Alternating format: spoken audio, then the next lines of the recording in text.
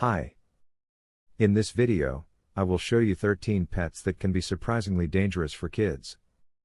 According to US News, almost half of American households have a pet dog that they consider to be a true member of the family. However, more than 50,000 kids get bitten by a pet dog every year. Even though the number itself is frightening, we must look into the matter further and see which breeds are most likely to attack a child. We must also learn about what other animals aren't safe to keep around as pets when there's a kid in the house. Pets News searched and found 13 animals that are the least safe to keep around the house when you have kids, and a few of them will come as a total surprise. Turtles. In February 2018, a 3-week-old infant died of salmonella after coming into contact with a pet turtle, and 11 more infants became sick from the same strain. Turtles are responsible for 6% of the total number of salmonella-related deaths in the U.S. This is serious proof that kids and infants should never come in touch with turtles, since the danger of contracting salmonella is very high. Ferrets.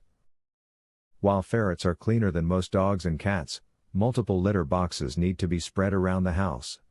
When there is a little child in the house, this means that they could be playing in the boxes and contracting various germs.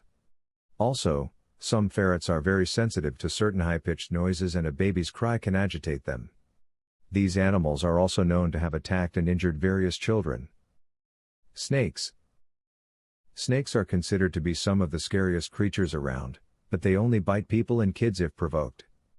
Due to kids' curiosity and playfulness, a snake might feel threatened and bite them if a kid accidentally steps on it or tries to grab it forcefully. If you insist on keeping a pet snake, you should always keep it in a cage when your kid is present, or at least supervise the environment when taking the snake outside its cage. Chow Chow dogs. While Chow Chows look cute and harmless, they're the exact opposite. They are very temperamental and can be provoked easily if someone invades their space. They will bite kids without hesitation if someone pokes or annoys them by pulling their fur. If the kid is older, you can teach them how to act around the dog and not agitate them. Keep in mind that a Chow's unique temperament is not trainable at all. Lizards. Lizards pose the same danger for small kids as turtles do. Salmonella is at the top of the list of possible viruses that can be contracted after coming into contact with a lizard. From 2010 to 2013, 175 kids and infants contracted salmonella, and 48 of them had been in contact with reptiles, especially lizards. Experts advise people to immediately wash their hands after touching a lizard and avoid exposing kids under 1 year old to reptiles at all costs. Mice. Mice, domesticated or wild, eat around 15 to 20 times per day and produce 40 to 100 droppings per day. This means that a kid playing around the house will eventually come in touch with these dirty droppings, which carry over 200 human pathogens. This is a very high bet to take by keeping a pet mouse in the house, but if you insist, you should let your kid know that they must wash their hands thoroughly after touching the rodent. Frogs. Frogs are another source of salmonella according to the Centers for Disease Control and Prevention. In 2011, 241 people reported being infected by salmonella after touching a frog, and 2/3 of them were under 10 years of age. African frogs, in particular, are known to carry the salmonella strain, which is extremely easy for humans to catch, especially kids that have yet to develop a strong immune system. These frogs usually live inside water and are sold in pet stores all around the world. Chihuahua dogs. While Chihuahuas are cute and small, they are also very noisy and feisty. Due to their small size, they don't like being poked, which is something that a small kid might do. This can result in the dog biting the kid or being extremely aggressive toward it. If you want a kid to coexist with a Chihuahua, you need to train the dog while it's still a puppy on how to react around children. You should also teach your kid about which things will annoy and aggravate the dog in order to avoid doing them. Guinea pigs.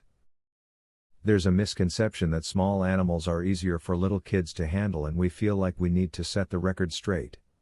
Guinea pigs have sharp nails and can easily scratch you if you annoy them, which might lead to infections by Staphylococcus.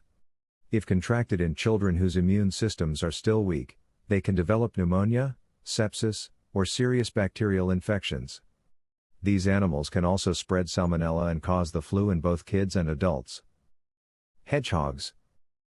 It is quite obvious why hedgehogs are dangerous around kids, with their quills being able to penetrate the skin so deeply. However, most people don't know that this is not just a painful pinch, but also a way to transport certain bacteria germs that are known to cause fevers, stomach pains, and rashes. Families who wish to have a pet hedgehog should only do so if they have kids over 6 years old, after teaching them to be patient and gentle with the animal. Iguanas. Iguanas fall into the same category as other reptiles who pose a tremendous danger for kids by spreading salmonella. There have been cases where kids became sick with bloody diarrhea and fever caused by the salmonella strain contracted from a pet reptile. It's best not to keep an iguana in the house with a small kid, but if you insist on having one, you can keep it in a room that your kid won't have access to. Dalmatian dogs. If there's one word that could describe Dalmatians perfectly, it's temperamental. Due to their breeding process, they are not the most social dogs out there. This means that if not trained properly, they can bite a kid if they get poked or pet by them. Dalmatians should be trained from when they are still puppies and learn how to be sociable and coexist with small kids. They need to be exposed to children to get to know how to act around them and not get annoyed by their enthusiastic behavior. Rottweiler dogs. Rottweilers are not only potentially dangerous for kids, but also for adults if they're not trained correctly. They're confident and courageous, but can also be territorial and therefore, aggressive. Young children aren't able to understand and respect the dog's space, which might result in the dog attacking them. However, kids of older ages can coexist with them if they're taught how to act around them and when to leave them alone. Which one of the above animals do you think is the most dangerous for a kid to live around? Please share your opinions with us down in the comments section.